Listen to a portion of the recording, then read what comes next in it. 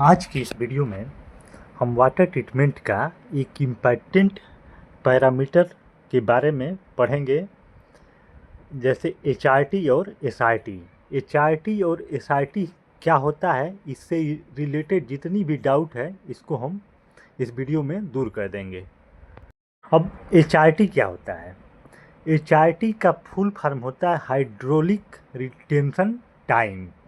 इसको ऐसे समझ सकते हैं कि यह एक औसत टाइम होता है, पानी के रुकने का औसत टाइम होता है। मान लीजिए हमारे पास कोई टैंक है या रिएक्टर है, उसमें कितने देर पानी उसमें रहता है, इसी को HRT बोलते हैं। वाटर ट्रीटमेंट प्लांट में बहुत सारे टैंक या रिएक्टर होते हैं, तो किसी भी रिएक्टर में वाटर जो है कितने देर तक रहता है वही इसकी HRT होगी। एक दिन रहेगा या 2 दिन रहेगा या कुछ घंटे रहेगा, जो टाइम आएगा वह HRT कहलाती है। HRT मतलब होता है हाइड्रोलिक रिटेंशन टाइम, यानी यह एक टाइम को दर्शाता है। अब हम एक एग्जाम्पल से समझते हैं। लीजिए हमारे पास एक ETP प्लांट में एक एरिएशन टैंक है जिसका वॉल्यूम है, जिसका आयतन है 2000 मीटर क्यूब। उसमें पानी का जो फ्लो रेट है, पानी उसमें जो फ्लो कराया जाता है, उसकी वैल्यू है 500 metre cube per day. HRT हो जाएगी, फॉर्मूला होता है चाल बराबर दूरी बटा में समय, तो समय बराबर दूरी बटा में चाल, time equal to distance upon T बराबर हो जाएगा 2000 अपान 500। ऐड कर देंगे तो 4 आ जाएगा, तो इसकी HRT हो जाएगी 4 डे। अब हम देखते हैं SRT क्या होता है।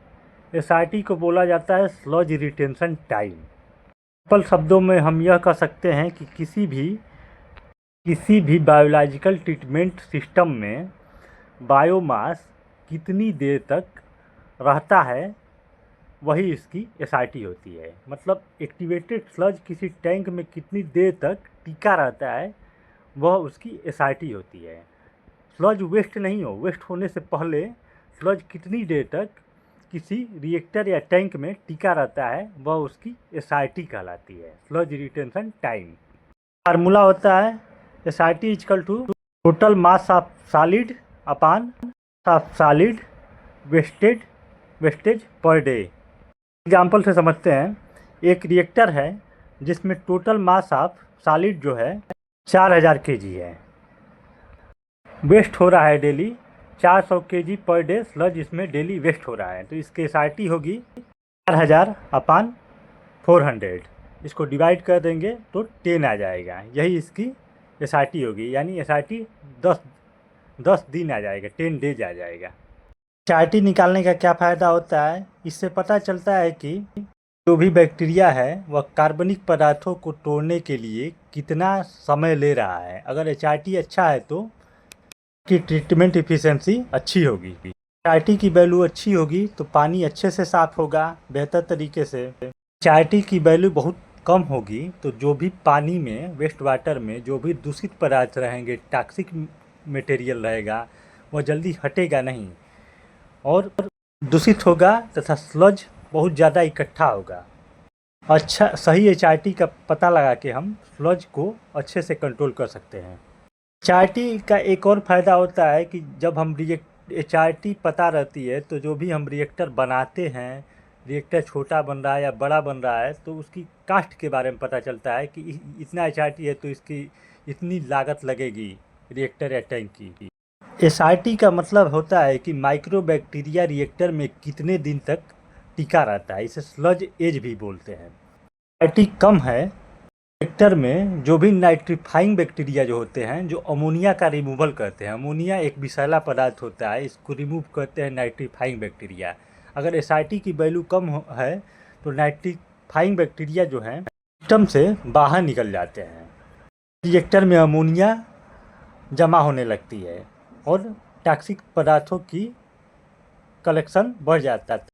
ऑप्टिमम SRT की वैल्यू, स्लज रिटेंशन टाइम की वैल्यू स्लज के कंट्रोल के लिए बहुत ज़रूरी है। एक्टिवेटेड स्लज के अमाउंट को कंट्रोल करता है जिससे फोमिंग नहीं होती है। एसआरटी सही है, एक ऑप्टिमम रेंज के भीतर है, तो सिस्टम को शॉक लोड सहन करने की कैपेसिटी सही रहती है। हाई एसआरटी का यूज फार्मास्यूटिकल्स को हटाने के लिए किया जाता है।